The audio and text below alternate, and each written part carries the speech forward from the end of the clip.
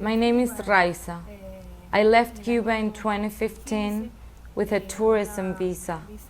I arrived in Ecuador. I stayed there for 7 months.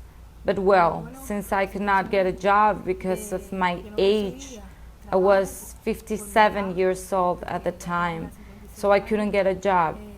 I decided to move forward to transit through these countries and be able to reach the United States to overcome the problem of my economic status. That is why we left, because we needed to solve our lives, especially economically speaking, for our families and for ourselves. Then we left and arrived in Colombia. We were 4 fellows that are here at this moment. But well, we went to Colombia, went to places where we had to pick up our ticket. I do not remember the name. There were many people that had to pay a little money. Many went losing until we reached the part of Medellin. We went there through migration, because when we arrived at the terminal, I think of Medellin, we had to get a ticket with our passport. We needed to have a travel document in order to get that ticket and reach Turbo. And then we faced many situations.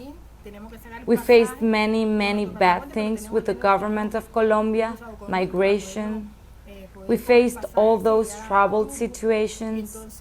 We had many good things with the people too. People from Turbo supported us.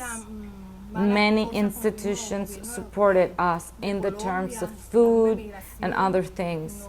We had the support of institutions, churches, the people. But the government mistreated us a lot, gave us very bad trials. We, as human beings, felt very bad because we never wanted to be there, to pass through any of those countries to stay, but to move forward. And governments have tried to stop us by doing nothing to help us arrive where we want to arrive. This is why we are facing today all these things, and we are here in Panama.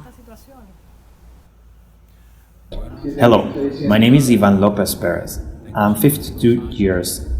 I'm traveling with my wife and son. We left from Cuba to Ecuador.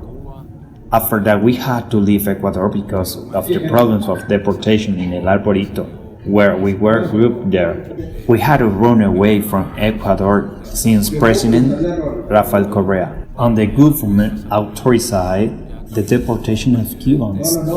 At the moment, we had to run away panicky. That was terrible to Colombia. There we faced terrible situations because we had to go through for Colombia from one end to the other. We were abused, defrauded on the way.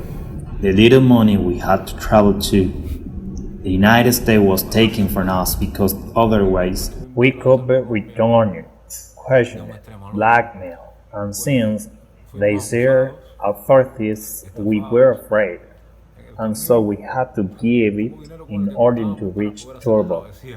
We arrived there, thank God.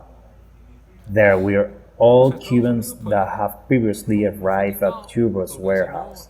We all got gathered there, with longing and wishing to get to the United States, but we could not make it. The government, the authority of Colombia, the army pressured us a lot. The police, the army forces of Colombia, helicopters were flying over the warehouse, threatening us. The situation was terrible. In the end, we were so pressured that we were taken to the extreme of having to accept forcible to sign a self-deportation to be given the travel documents. And we knew it was a violation. But we were once more before the authorities. We, defenseless, civil people, could do nothing or else we could get deported automatically. We were afraid, and all Cubans had to accept that. We had to sign the self-deportation and run away quickly from trouble to here, to Panama's border. We had to climb the hills and reach Panama's border, enter as we did in Panama, illegally, but we had no choice. We had to enter Panama, and thank God the Panamanian president knew about us. The big group that went through the jungle, going through the mountains, and he allowed us to enter. We thank a lot President Varela and his government for everything he has done and he's doing for us. We also thank the institution Caritas here.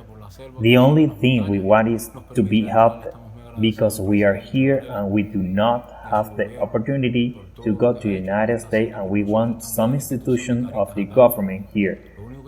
Be it President Varela, his government, the Ministry of Foreign Affairs, those who have the authority to be able to help us, to open a door for us, so we can reach the United States, which is the only thing we want. We want to be listened, to be helped, because we have no choice. Our hands are still tied. We do not know what to do.